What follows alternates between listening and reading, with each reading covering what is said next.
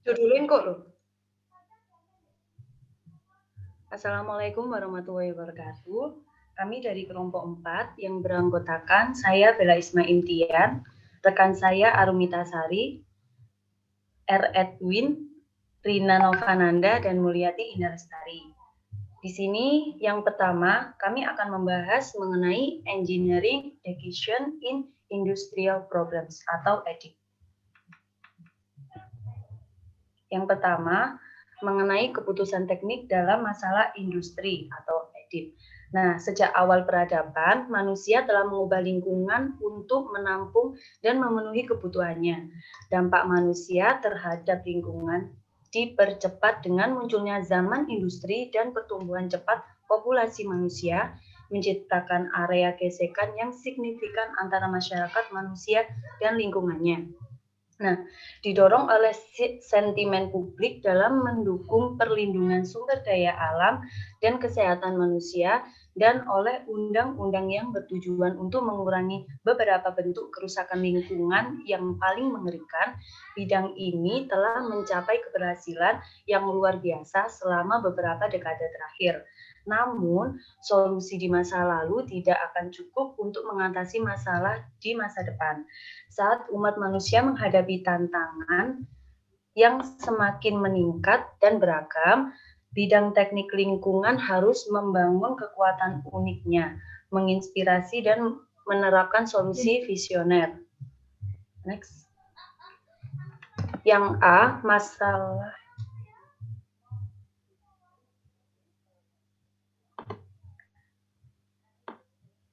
berikutnya masalah dalam industri genteng Malang. Yang pertama, bahan berbahaya dan beracun, limbah B3, adalah sisa suatu usaha atau kegiatan yang mengandung B3. Bahan berbahaya dan beracun ini adalah zat, energi, atau komponen lain yang karena sifat, konsentrasi, atau jumlahnya, baik secara langsung maupun tidak langsung, dapat mencemarkan atau merusak lingkungan hidup, atau membahayakan lingkungan hidup, kesehatan, bahkan kelangsungan hidup manusia dan makhluk hidup lain. Nah, menurut peraturan pemerintah nomor 101 tahun 2014, karakteristik limbah B3 itu antara lain yang pertama, mudah meledak, limbah yang mudah meledak. Yang kedua, mudah terbakar. Yang ketiga, bersifat reaktif. Yang keempat, beracun. Yang kelima, menyebabkan infeksi. Dan yang terakhir adalah bersifat korosif.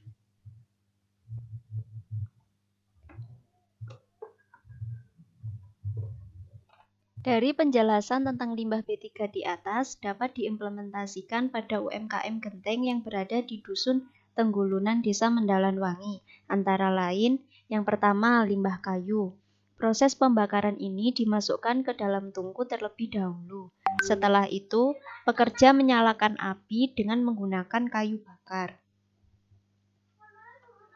Api tidak boleh terlalu besar dan tidak boleh terlalu kecil, harus sesuai atau sedang.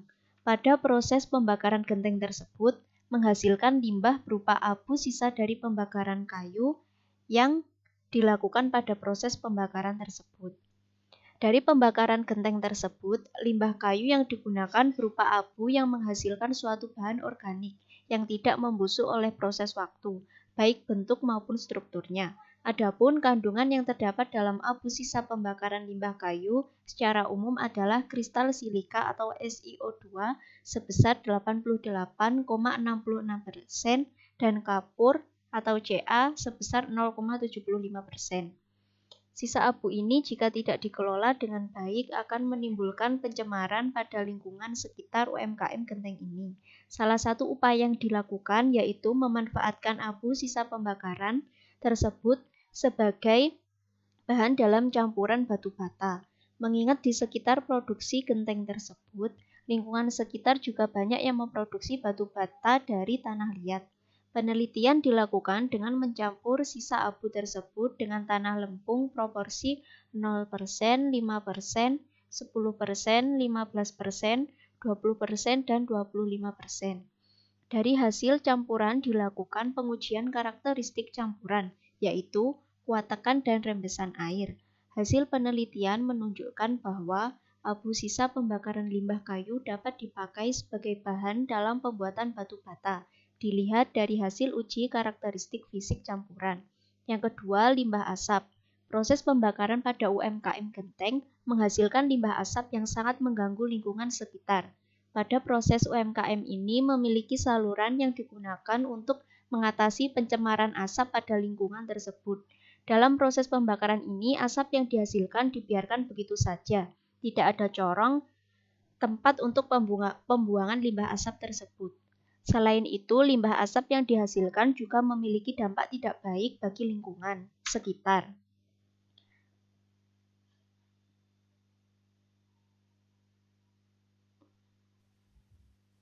Selanjutnya, polusi suara. Polusi suara merupakan bunyi hasil dari mesin, hewan, dan manusia yang mengganggu aktivitas atau keseimbangan kehidupan manusia dan hewan.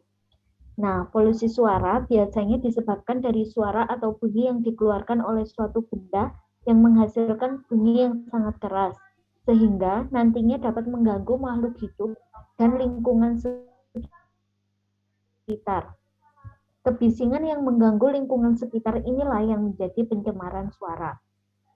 Penyebab dari polusi suara yang terdapat pada UMKM ini sebenarnya tidak memiliki dampak yang signifikan bagi lingkungan sekitar. Pada proses pencetakan mesin tidak menghasilkan bunyi yang menyebabkan kebisingan. Pada proses pengeringan, pembakaran, dan lain sebagainya juga tidak menimbulkan kebisingan pada lingkungan sekitar. Proses produksi genteng tersebut. Pada lingkungan di sekitar, proses produksi memiliki area yang cukup luas dan memiliki letak yang lumayan selanjutnya, Mbak,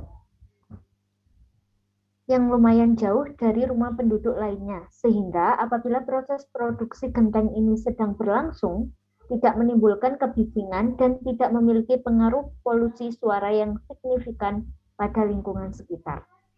Nah, ada beberapa dampak polusi suara di antaranya. Yang pertama, gangguan pendengaran. Yang kedua, kesulitan dalam memahami pembicaraan. Yang ketiga, gangguan tidur. Yang keempat, menyebabkan gangguan mental seperti kecemasan, panik, gugup, dan lain-lain. Nah, menurut WHO, kerusakan akibat polusi suara akan tampak terwujud dalam dua cara, antara lain yaitu memiliki efek langsung dan efek tidak langsung. Selanjutnya yang C, polusi abu. Abu pada UMKM ini sangat berbahaya karena selain membahayakan kesehatan para pekerja, juga dapat membahayakan orang lain yang berkunjung ke sana. Permasalahannya adalah pekerja di UMKM tersebut tidak menggunakan masker atau alat pekerja lengkap untuk mengurangi kecelakaan kerja dan menambah keamanan dalam bekerja.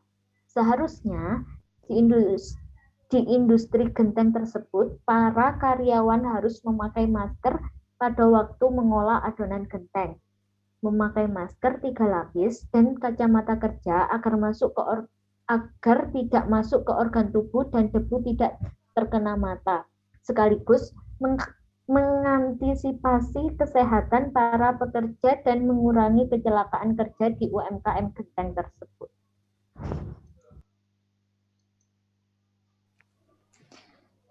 Nah, untuk selanjutnya Environmental Impact Assessment atau EIA pada UMKM Genteng di Kecamatan Wagir. Next. Analisis mengenai dampak lingkungan AMDAL pada pembuatan genteng. Proses industri memang dapat menghasilkan berbagai produk yang dibutuhkan oleh manusia. Namun, dalam kegiatan industri tersebut seringkali mengorbankan ekologi dan lingkungan hidup manusia sendiri. Menurut Jojo Dipuro, bahwa dampak industri terhadap sosial budaya dapat dibedakan menjadi dampak penghidupan sosial budaya. Yang pertama merupakan dampak lingkungan alam yang dirasakan secara langsung. Sedangkan yang kedua merupakan gangguan terhadap pola penghidupan dan tingkah laku masyarakat yang melalui proses bertahun-tahun menjadi suatu yang mapan. Sesuai dengan hasil observasi kami, dampak kegiatan pembuatan genteng di Dusun Tenggulunan, Desa Mendalanwangi berupa 1. Terbukanya lapangan kerja baru. Dengan dibangunnya industri tersebut, tentunya memerlukan pekerja yang ahli dalam bidang industri pembuatan genteng, sehingga industri tersebut menciptakan lapangan pekerjaan baru untuk masyarakat. Next. Yang kedua, meningkatnya penghasilan dan taraf hidup masyarakat. Karena terciptanya lapangan kerja baru, masyarakat kini memiliki pekerjaan dengan penghasilan cukup untuk membiayai hidupnya dan menekan angka pengangguran. Yang ketiga, terpenuhinya berbagai kebutuhan masyarakat. Penghasilan yang dihasilkan dari pekerjaan industri tersebut, masyarakat dapat memenuhi berbagai kebutuhannya dan meningkatkan kesejahteraannya. Namun, terlepas dari dampak-dampak di atas, kegiatan pembuatan genteng juga memiliki dampak yang merusak lingkungan alam, di antaranya 1. Timbulnya penyakit-penyakit pernafasan akibat pembakaran pembuatan genteng yang menghasilkan asap akan mencemari udara, terlebih industri berada dekat dengan pemukiman warga. Yang kedua, penggunaan kayu sebagai bahan pembakaran, menjadi kayu sebagai sumber bahan pembakaran utama. Hal ini berakibat pada kawasan pepohonan yang semakin menggundul. Yang ketiga, menyempitnya lahan penghijauan karena digunakan sebagai lahan perindustrian, sehingga semakin berkurangnya penyaring udara alami. Next.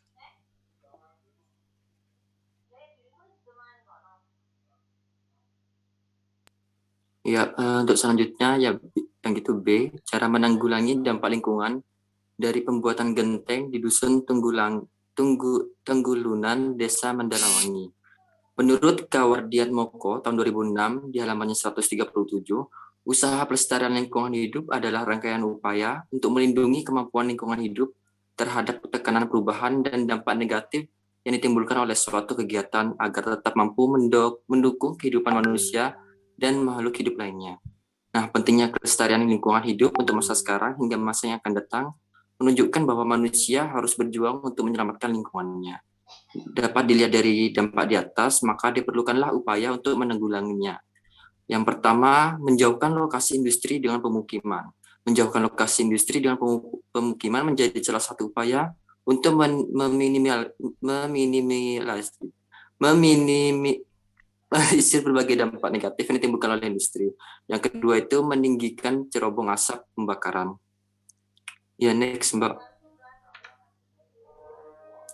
Meninggikan cerobong asap pembakaran dilakukan agar asap yang keluar dari cerobong akan berada di atas, sehingga mengurangi kontak langsung asap dengan manusia.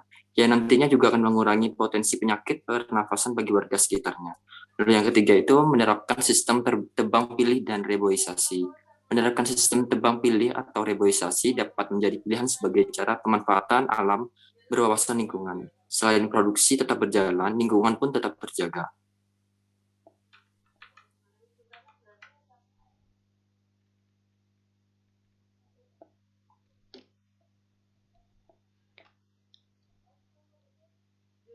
Sekian presentasi dari kelompok kami. Apabila ada kekurangan, mohon maaf yang sebesar-besarnya. Wassalamualaikum warahmatullahi wabarakatuh. Waalaikumsalam.